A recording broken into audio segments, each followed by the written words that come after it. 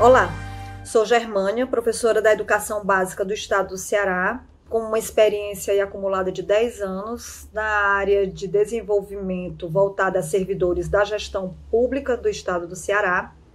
Atualmente coordeno o polo da Universidade Aberta do Brasil, de Fortaleza, e estou aqui hoje para conversarmos acerca das mudanças ocasionadas em função da pandemia.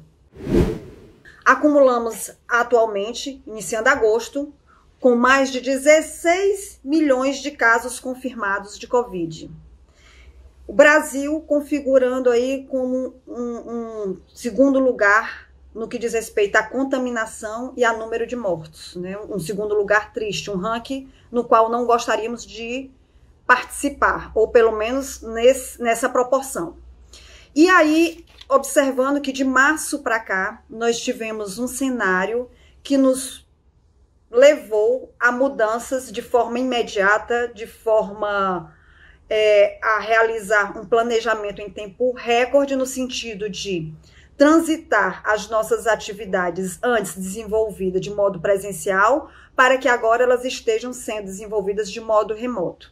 Essa foi a primeira mudança, além dos hábitos, lógico, eu estou falando aqui num escopo profissional. Lógico que na vida doméstica, na vida social, nós tivemos que, de forma abrupta, mudarmos hábitos, acumularmos sentimentos que estão até hoje girando aí dentro da gente, a gente tentando se encontrar nesse novo mundo, nessa nova realidade. E aí, no ponto de vista profissional, o que é que aconteceu? Nós imediatamente observamos o que fazíamos de forma presencial, verificamos o que era possível ser feito de maneira remota e adaptamos essa lógica, entendendo que atividades que não eram possíveis, elas, portanto, ficavam paradas, respeitando toda a orientação da Organização Mundial de Saúde, de isolamento, de confinamento, no qual o objetivo maior era e continua sendo a de preservar o maior número possível de vidas, reduzindo, portanto, a taxa de contaminação e, consequentemente, a taxa de mortalidade. Mas o que é que nós estamos assistindo? Chegamos a agosto e os números continuam ali persistindo.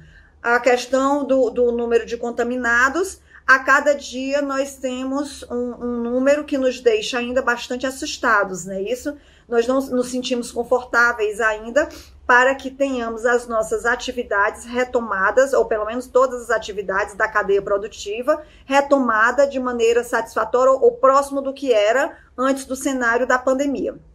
As escolas estão nessa situação, os eventos culturais estão nessa situação, as atividades esportivas também sofrem um impacto direto da pandemia e prolongado.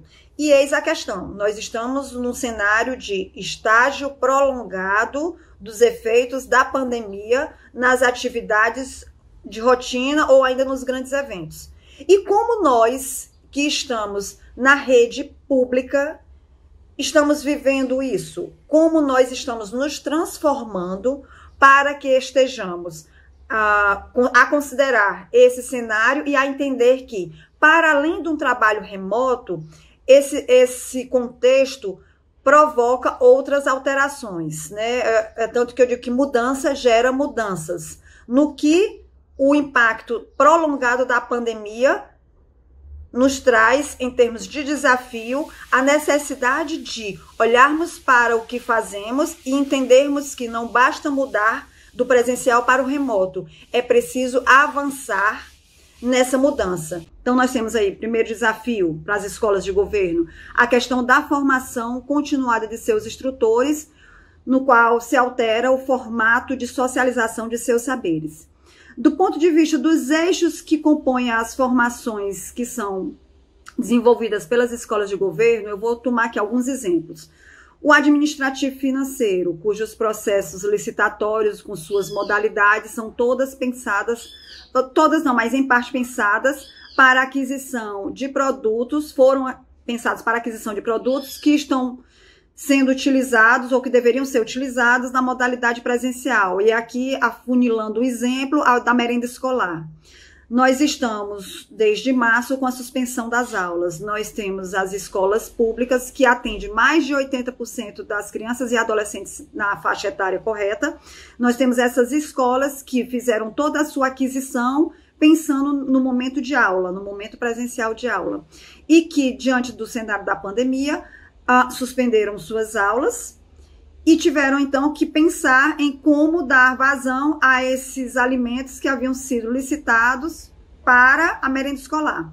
Muitas fizeram cestas, mas outras estão tendo dificuldade na logística de colocar, inclusive, produtos de ordem perecível nessas cestas, como armazenar. Então, quais seriam os produtos mais indicados para a composição dessa cesta, que não foram os imaginados no momento da licitação. E eu posso fazer essa troca? Como é que isso acontece? O que está previsto em lei? Como a área do administrativo financeiro está fortalecendo sua rede com o setor jurídico, com a área jurídica, para que essas questões, então, sejam resolvidas? Como essas escolas de governo estão preparando pequenas formações orientando esse processo, certo? Então, aqui um exemplo, na área de tecnologia da informação e comunicação, como é que nós estamos, enquanto instituição, trabalhando na adaptação das nossas plataformas, entendendo que estas precisam passar por um serviço de ergonomia e de usabilidade, imaginando que boa parte dos usuários fazem a sua conexão e acessam esses serviços via smartphone. A minha plataforma estava preparada para isso ou ela foi feita pensando só na utilização via desktop, via computador de mesa? Como os órgãos de controle, os órgãos de fiscalização, os órgãos de acompanhamento estão trabalhando no sentido de saber que existe a oferta de serviços remotos, mas que essa oferta, para ser consolidada, precisa ter essa tecnologia chegando até esse município. Então, assim, nós temos uma série de elementos que passam desde a formação continuada dos instrutores até a revisão das competências e dos conteúdos antes pensados para uma realidade e agora postos à prova no sentido de serem revistos, de serem alterados, imaginando esse novo momento que é um novo que já está presente há mais de 4 meses, com tendência de se estender até o final de 2020 e que provavelmente vai trazer revisões de formatos e conteúdos que serão muito mais duradouros do que a gente possa imaginar. Então, é nesse sentido que a pandemia, com todas as suas alterações, ainda tem um conjunto muito maior de mudanças previstos aí. Então, é importante que a gente comece a pensar nessa situação de uma maneira mais permanente e a ficar por dentro, portanto, fazendo jus ao programa que estamos nesse momento participando, ficando por dentro das questões legais, das questões administrativas, das questões tecnológicas. Tem ainda, e aí com muita importância também, a gestão das pessoas no que diz respeito a como eu vou realizar os processos de acompanhamento desses trabalhos remotos, né? Pastore, que é uma autoridade na questão do trabalho, ele coloca a perspectiva de nós estarmos migrando do modelo de trabalho convencional para um modelo de trabalho baseado em produtos.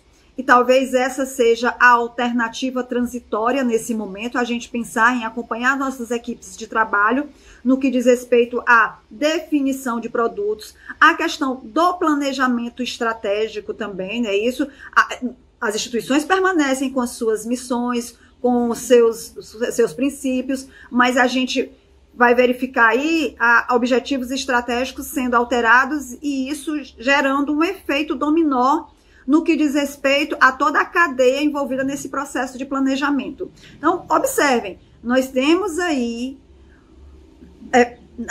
postos à mesa, um catálogo de situações que eu não diria que são situações problemas, ainda que sejam inusitadas, eu acredito que isso possa fortalecer a nossa capacidade de melhorar os nossos processos. Então é isso, eu agradeço demais ao convite da Escola de Contas do Instituto Plácido Castelo. Sei que trouxe talvez muito mais inquietações do que resposta, mas essa é a ideia é que estejamos o tempo inteiro com as provocações ali orbitando o nosso ser, o nosso imaginário, para que possamos então encontrarmos alternativas satisfatórias para esse cenário de instabilidade. Um abraço a todos.